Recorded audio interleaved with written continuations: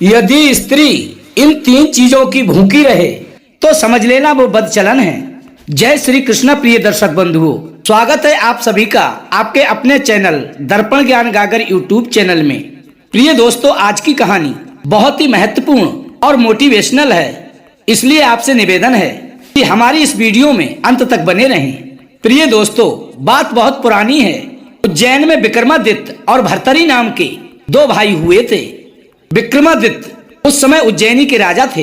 एक दिन विक्रमादित्य के मन में योग साधना करने की इच्छा उत्पन्न हुई, तो उन्होंने अपने भाई भर्तरी को उज्जैनी का राज्य सौंपकर और स्वयं भभूत रमाकर जंगल की ओर चले गए। उसी जंगल में एक तपस्वी ब्राह्मण रहता था। उस ब्राह्मण ने कठोर साधना करके देवताओं से एक फल प्राप्त किया था। वो फल बहुत ही अद्भुत और बहुत अच्छे गुणों वाला था। जो कोई उस फल को खा लेता वो अमर हो जाता था, बूढ़ा होता तो जवान हो जाता, कुरूप होता तो सुंदर बन जाता, रोगी होता तो स्वस्थ हो जाता था। ऐसे चमत्कारी गुण वाले फल को पाकर वो ब्राह्मण देव अत्यंत प्रसन्न हुए। उन्होंने अपने मन में सोचा कि क्यों ना मैं ये फल अपनी स्त्री को खाने को दे दूं। यदि मेरी स्त्री फल को खा लेगी तो जीवन भर सुंदर और जवान बनी रहेगी और मैं उसे देखकर प्रसन्न बना रहूंगा। और प्रिय दोस्तों, वो फल उस तपस्वी ने अपनी पत्नी को खाने को दे दिया। प्रिय दोस्तों, उस तपस्वी की पत्नी बहुत ही बुद्धिमान थी। वो कहने लगी कि हे स्वामी, मनुष्य के अंदर एक बहुत बड़ी कमी होती है।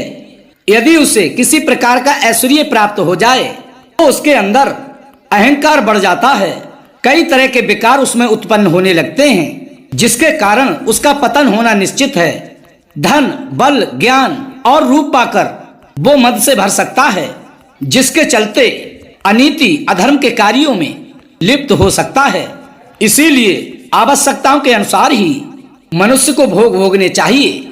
अधिक भोग और रोग शोक पतन के कारण बनते हैं। इस समय हमें रूप की आवश्यकता नहीं, जीवन चलाने के लिए कुछ धन की आवश्यकता है।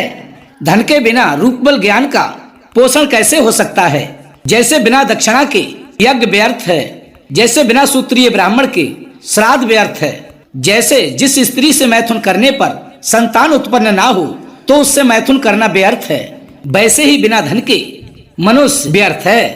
निर्धन मनुष्य कुलीन विधवा स्त्री की तरह सैकड़ों मन की इच्छाओं को मारकर दुखी रहता है और धनहीन मनुष्य अपनी इच्छाओं को मारता रहता है।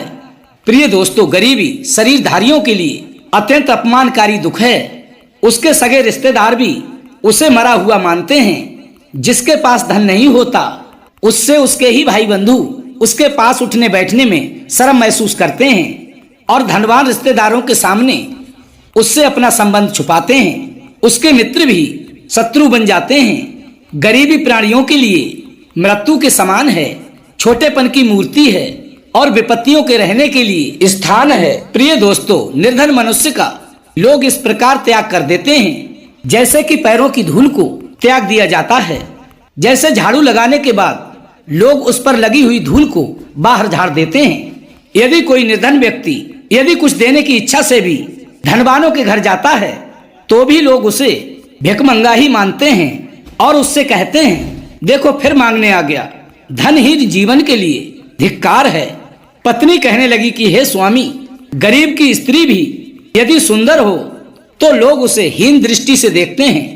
इसलिए ये फल खाकर मुझे सुंदर जवान और अमरता प्राप्त नहीं करनी है, अर्थात अमर नहीं बनना है।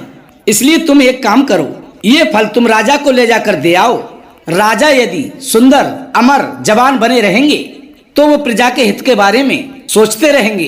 राजा हमें इसके बदले में जो धन दे वो तुम ले आना। प्रिय दोस्तों, उस तपस्वी ब्राह्मण ने अपनी पत्नी की बात मान ली और वो फल लेकर राजा के पास पहुंचे। उस समय राजगद्दी पर विक्रमादित्य के छोटे भाई भर्तरी विराजमान थे।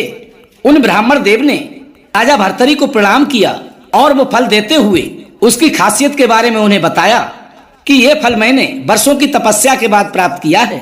यदि आप इस फल को खा लेंगे तो आप अमर हो जाएंगे, आप सदा सुंदर और जवान बने रहेंगे। राजा ने वो फल ले लिया और उस ब्राह्मण को खूब सारा धन देकर विदा कर दिया। प्रिय दर्शक बंधुओं, राजा भर्तरी उस फल को हाथ में लेकर सोचने लगे कि मैं अपनी रानी से जान से ज्यादा प्रेम करता हूँ। यदि मेरी रानी सदा सुंदर और जवान बनी रहेगी तो मुझे उसे देखकर बड़ी ही प्रसन्नता होगी। कहते हैं कि काम वासना में अंधा व्यक्ति कभी धर्म का विचार नहीं करता। प्रिय दोस्तों, राजा ने वो फल स्वयं ना खाकर वो फल अपनी प्रिय रानी के लिए छुपा कर रख लिया और संध्या के समय जब वे महलों में पहुंचे तो प्रसन्न होते हुए उन्होंने वो फल अपनी रानी के हाथ पर रख दिया और कहा कि हे प्रिय, ये फल कोई साधारण फल नहीं है। इसे खाने से व्यक्ति जवान, सुंदर और अमर हो जाता है। ये अमर फल है, इसलिए ये फल मैं तुम्हारे लिए लाया हूँ। तुम इस फल को खा लो तो तुम सदैव ही जवान और सुंदर बनी रहोगी और मैं तुम्हें देखकर ही जीता रहूंगा। प्रिय दोस्तों, रानी ने राजा से वो फल ले लिया और छुपा कर रख दिया। कहने लगी कि हे महाराज, इसे मैं बाद में खा लूंगी। प्रिय दोस्तों, राजा के जाने के बाद उस फल को लेकर सोचने लगी कि मैं इस फल को नहीं खाऊंगी। मैं ये फल अपने प्रेमी अश्वपाल को दूंगी जो यहाँ का कोतवाल है। प्रिय मित्रों, राजा भर्तरी की पत्नी अपने पति से अधिक उस कोतवाल से प्रेम करती थी। उसने वो फल कोतवाल को जाकर दे दिया और कोतवाल ने भी उस फल को लेकर स्वयं नहीं खाया, क्योंकि वो रानी से अधिक उसी शहर की एक वेश्या से अत्यंत प्रेम करता था।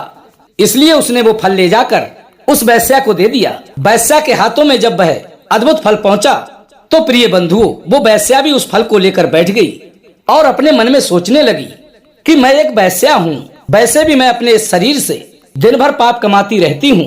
यदि मैंने ये फल खा लिया तो मैं अमर हो जाऊंगी। फिर ना जाने मैं कब तक इन पाप कर्मों का भार अपने सिर पर चढ़ाती रहूंगी। वैसे भी अधोगति में हूँ, फिर तो मेरा जीवन जीते जी नरक बन जाएगा। इस पापी शरीर को कब तक पालती पोसती रहूंगी। इससे तो अच्छा यही है कि मैं इस फल को ले जाकर यहाँ के राजा को दे दूं। हमारे राजा बड़े ही धर्मात्मा हैं। जितनी लंबी उनकी उम्र होगी उतने ही लंबे वे धर्म कर्म करते रहेंगे और उनकी प्रजा सदैव सुखी और संपन्न रहेगी। यदि राजा जिएंगे तो लाखों का भला होगा। प्रिय मित्रों, यही सब सोचकर वो वेश्या उस अमर फल को लेकर राजा के दरबार में पहुंची और राजा को वो फल देती हुई उस फल की विशेषता बताने लगी। राजा ने जब वो फल देखा तो उसकी आंखें फटी की फटी रह गईं और उस फल को देखता ही रह गया और अपने मन में सोचने लगा, ये तो वही फल है मुझे एक ब्राह्मण ने दिया था, परंतु वो फल तो मैंने अपनी रानी को दे दिया था। इस वेश्या के पास में ये फल कैसे पहुंच गया? तभी राजा ने थोड़ी सख्ती से पूछा कि हे वेश्या, तेरे पास ये फल कहाँ से आया? तो वेश्या ने डर के मारे राजा को सारा हाल बता दिया कि हे महाराज, मुझे क्षमा करना, मुझे ये फल मेरे प्रेमी अश्वपाल ने दिया है जो इस शहर के कोतवाल हैं। प्रिय दर्शक बंधुओं, राजा ने तुरंत ही उस कोतवाल को बुलाया और कोतवाल से पूछा तो कोतवाल ने बताया कि ये फल मुझे आपकी प्रिय रानी पिंगुला ने दिया है, क्योंकि आपकी रानी आपसे अधिक मुझसे प्रेम करती है। जब आप सो जाते हैं तो वो रात्रि में मुझसे मिलने रोज आया करती है। उसी ने ये फल मुझे एक दिन लाके दिया था। अपनी रानी की करतूतों को सुनकर राजा को बड़ा ही दुख हुआ। आज स्त्री के प्रति राजा की आसक्ति नष्ट हो चुकी थी। उसे सारी दुनिया व्यर्थ लगने लगी थी। अपने मन में सोचने लगा, ये दुनिया के रिश्ते भी सब नाम मात्र के हैं, इनमें फंसकर ही मनुष्य अपना परलोक बिगाड़ लेता है। राजा को वैराग्य हो चुका था, उसे अपनी स्त्री से घृणा होने लगी थी। और सच बात है प्रिय मित्रों, कुटिल स्त्रियों का ये स्वभाव होता है कि उनका पति रूप, गुण, धन, बल में संपन्न हो तो भी उनकी आसक्ति पर पुरुषों में लगी रहती है। कुटिल स्त्रियों को 3 चीजों की हर समय भूख रहती है। नंबर 1, पुरुषों की। वे हर रोज नए पे नए पुरुष बदलती हैं और उनकी तलाश करती रहती हैं। नंबर 2, धन की। नंबर 3, विलासिता के सामानों की। चाहे घर में खाने को ना हो, बच्चे भूखे मरते हों, पर उनका साजो श्रृंगार कभी कम नहीं होता है। वे अपने आप को खूब सजा कर रखती हैं। प्रिय मित्रों, ऐसी स्त्रियां पुरुषों को लुभाने के लिए नए नए तरीके आजमाती रहती हैं। प्रिय बंधुओं, ये 3 कामों की भूख कुटिल स्त्रियों की कभी भी समाप्त नहीं होती। इसलिए ऐसी स्त्रियों से सदैव ही सावधान रहना चाहिए। प्रिय दर्शक बंधुओं, ये कहानी आपको कैसी लगी? आप कमेंट के माध्यम से हमें जरूर बताएं। और प्रिय दोस्तों, आपसे निवेदन है कि कमेंट में अपनी राय दिया करें कि आपको किस विषय पर वीडियो देखना पसंद आता है।